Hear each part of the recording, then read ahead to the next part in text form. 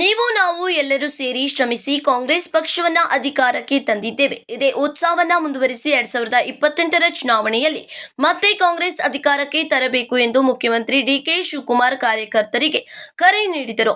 ನಗರದ ಕಾಂಗ್ರೆಸ್ ಭವನದಲ್ಲಿ ಕಾಂಗ್ರೆಸ್ ಕಾರ್ಯಕರ್ತರನ್ನ ಉದ್ದೇಶಿಸಿ ಮಾತನಾಡಿದ ಅವರು ಬಿಜೆಪಿ ವಿರುದ್ಧ ವಾಗ್ದಾಳಿ ನಡೆಸಿದರು. ಹಿಂದಿನ ಬಿಜೆಪಿ ಸರ್ಕಾರ ಅಧಿಕಾರದಲ್ಲಿದ್ದರೂ ಬಡವರ ಪರವಾಗಿ ಕೆಲಸ ಮಾಡಲು ವಿಫಲವಾಯಿತು. ಅವರು ಜನರ ಭಾವನೆಗಳ ಮೇಲೆ ರಾಜಕೀಯ ಮಾಡಿದರು. ಸಮಾಜದಲ್ಲಿ ಭೇದ ಭಾವ ಸೃಷ್ಟಿಸುವುದು ಅವರ ಕೆಲಸವಾಗಿತ್ತು ಎಂದು ಟೀಕಿಸಿದರು. ರಾಮ ಮಂದಿರದ ವಿಚಾರವಾಗಿ ಪ್ರಸ್ತಾಪಿಸಿದ ಡಿಕೆ ಶಿವಕುಮಾರ್, ಜನರು ಅಪಾರ ಭಕ್ತಿಯಿಂದ ಚಿನ್ನ ಬೆಳ್ಳಿ ಸೇರಿದಂತೆ ದೇಣಿಗೆ ನೀಡಿದ್ದಾರೆ. ಆದರೆ ಈಗ ನಡೆಯುತ್ತಿರುವ ಬೆಳವಣಿಗೆಗಳು ಜನರ ನಂಬಿಕೆಗೆ ದ್ರೋಹ ಬಗೆದಂತಿವೆ. ಇದಕ್ಕೆ ಬಿಜೆಪಿ ನಾಯಕರು ಉತ್ತರಿಸಬೇಕು ಎಂದರು. ರಾಜ್ಯ ಸರ್ಕಾರ ಮುನ್ನೆಚ್ಚರಿಕೆ ಕ್ರಮವಾಗಿ ಮಹತ್ವದ ನಿರ್ಧಾರ ಕೈಗೊಂಡಿದ್ದು, ಮುಜರಾಯಿ ಇಲಾಖೆಗೆ ಒಳಪಡುವ ಎಲ್ಲಾ ದೇವಸ್ಥಾನಗಳಲ್ಲಿ ಕಡ್ಡಾಯವಾಗಿ ಸಿಸಿಟಿವಿ ಅಳವಡಿಸಲು ತೀರ್ಮಾನಿಸಲಾಗಿದೆ. ಬೆಂಗಳೂರಿಗೆ ಹೋದ ತಕ್ಷಣ ಈ ಕುರಿತು ಆದೇಶ ಹೊರಡಿಸುತ್ತೇನೆ. ಇಂತಹ ಘಟನೆಗಳು ನಮ್ಮ ರಾಜ್ಯದ ದೇವಸ್ಥಾನಗಳಲ್ಲಿ ನಡೆಯದಂತೆ ಮುನ್ನೆಚ್ಚರಿಕೆ ವಹಿಸಲಾಗುವುದೆಂದು ತಿಳಿಸಿದರು. ಸಿದ್ದರಾಮಯ್ಯ ಅವರ ಆಡಳಿತವನ್ನ ಶ್ಲಾಘಿಸಿದ ಅವರು 8 ವರ್ಷ ಉತ್ತಮ ಆಡಳಿತ ನೀಡಿದ್ದಾರೆ, ಪಕ್ಷದ ಕಾರ್ಯಕರ್ತರಿಗೆ ಶಕ್ತಿ ತುಂಬಿದ್ದಾರೆ ಎಂದರು. ಸರ್ಕಾರದ 5 ಗ್ಯಾರಂಟಿ ಯೋಜನೆಗಳ ಕುರಿತು ಮಾತನಾಡಿದ ಅವರು 1.25 ಕೋಟಿ ಮನೆ ಯಜಮಾನಿಯರಿಗೆ ಗೃಹಲಕ್ಷ್ಮಿ ಯೋಜನೆ ಅಡಿ ನೆರವು ನೀಡಲಾಗಿದೆ. ಸಿಎಜಿ ವರದಿಯಲ್ಲಿ ಮೃತರ ಹೆಸರಿಗೆ ಹಣ ಜಮವಾಗುತ್ತಿದೆ ಎಂದು ಉಲ್ಲೇಖಿಸಿದರು. ಯಾರಿಗೂ ಯೋಜನೆ ನಿಲ್ಲಿಸುವುದಿಲ್ಲ, ಅಗತ್ಯ ಪರಿಷ್ಕರಣೆ ಮಾತ್ರ ಮಾಡಲಾಗುತ್ತದೆ ಎಂದು ಸ್ಪಷ್ಟಪಡಿಸಿದರು. ಮಹಿಳೆಯರಿಗೆ ಉಚಿತ ಬಸ್ ಪ್ರಯಾಣ ಯೋಜನೆಗೆ ಸಂಬಂಧಿಸಿದಂತೆ ಗುರುತಿನ ಚೀಟಿ ನೀಡುವ ಬಗ್ಗೆ ಸರ್ಕಾರ ಚಿಂತನೆ ನಡೆಸುತ್ತಿದೆ ಎಂದರು. ಎಸ್ಐಆರ್ ಪ್ರಕ್ರಿಯೆ ಕುರಿತು ಬಿಜೆಪಿ ಮಾಡುತ್ತಿರುವ ಆರೋಪಗಳನ್ನು ತಳ್ಳಿಹಾಕಿದವರು, ವಿಶೇಷವಾಗಿ ಹಿಂದುಳಿದ ವರ್ಗದ ಮತದಾರರು ತಮ್ಮ ಮತದಾನದ ಹಕ್ಕು ಕಳೆದುಕೊಳ್ಳದಂತೆ ಅಗತ್ಯ ದಾಖಲೆಗಳನ್ನು ಸರಿಯಾಗಿ ಭರ್ತಿ ಮಾಡಿ ಎಚ್ಚರಿಕೆಯಿಂದ ಇರಬೇಕೆಂದು ಮನವಿ ಮಾಡಿದರು. ಮುಂದಿನ 2 ವರ್ಷ ಸಂಘಟಿತವಾಗಿ ಕೆಲಸ ಮಾಡಿದರೆ ಮತ್ತೆ ರಾಜ್ಯದಲ್ಲಿ ಕಾಂಗ್ರೆಸ್ ಸರ್ಕಾರ ಅಧಿಕಾರಕ್ಕೆ ಬರಲಿದೆ. ಎಲ್ಲರಿಗೂ ಹುದ್ದೆ ಸಿಗುತ್ತದೆ ಎಂದು ಭಾವಿಸಬೇಡಿ, ಜನಸೇವೆಯೇ ಮುಖ್ಯ ಎಂಬ ಮನೋಭಾವದಿಂದ ಕೆಲಸ ಮಾಡಿ ಎಂದು ಕಾರ್ಯಕರ್ತರಿಗೆ ಡಿಕೆಶಿ ಕರೆ ನೀಡಿದರು. ನೀವು ನಾವೆಲ್ಲ ಸೇರಿ ಒಟ್ಟಿಗೆ ದುಡಿದು ಈ ರಾಜ್ಯದಲ್ಲಿ ಕಾಂಗ್ರೆಸ್ ಸರ್ಕಾರವನ್ನ ಅಧಿಕಾರಕ್ಕೆ ತರಲಿಕ್ಕೆ ತಾವೆಲ್ಲ ಸಹಕಾರ ಮಾಡಿದ್ದೀರಿ. ಬೆಳಗಾವಿ ಬಂದು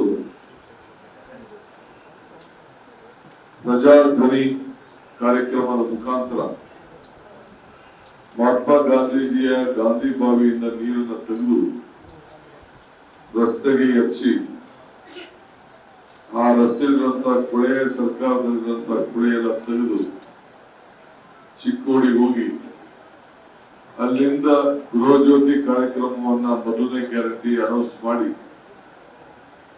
ಜನರ ಮುಂದೆ ಹೋಗಿ ಜನರ ಹೃದಯವನ್ನ ಗೆದ್ದು ನಾವು ಅಧಿಕಾರಕ್ಕೆ ನೀವೆಲ್ಲ ತಂದ್ರಿ ನಮ್ಮನ್ನ. ಈಗಾಗಲೇ ನಮ್ಮ ನಾಯಕರುಗಳು ಹೇಳಿದಂಗೆ ಏನ್ ಮಾತು ಕೊಟ್ಟಿದ್ದೋ ಆ ಮಾತನ್ನ ನಾವೆಲ್ಲ ಉಳಿಸ್ಕೊಂಡಿದ್ದೇವೆ. ಜನರ ಬದುಕಿನಲ್ಲಿ ಪ್ರತಿಯೊಬ್ರು ಕೂಡ ಒಂದಲ್ಲ ಒಂದು ರೀತಿ ಸಹಾಯವನ್ನು ಮಾಡಿಕೊಂಡು ನಾವು ಬಂದಿದ್ದೇವೆ. ಹಿಂದೆ ಬಿಜೆಪಿ ಸರ್ಕಾರ ಆಡಳಿತದಲ್ಲಿತ್ತು.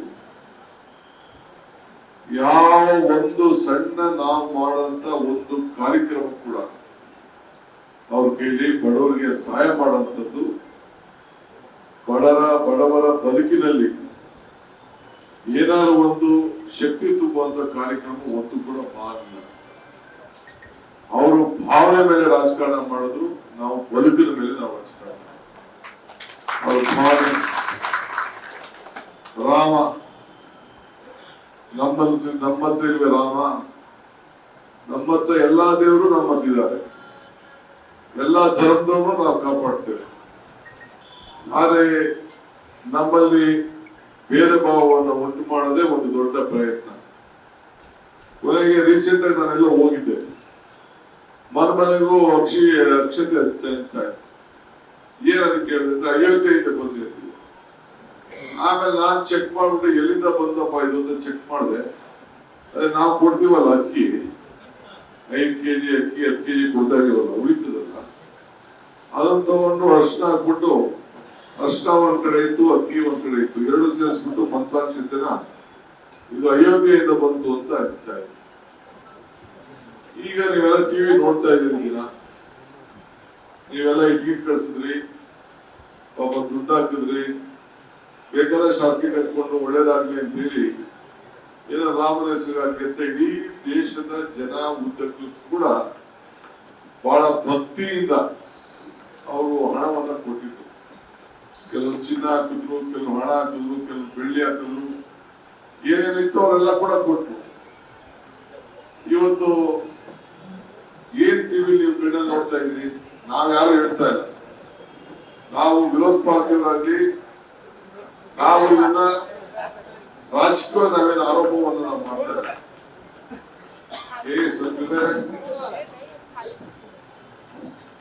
ನೀವು ಕಣ್ಣಲ್ಲಿ ಏನು ಟಿವಿ ನೋಡ್ತಾ ಇದ್ದೀರಿ, ಆ ಟಿವಿ ನೋಡ್ತಾ ಇರೋದು ಏನಾದ್ರು ಸುಳ್ಳಿದ್ಯಾ?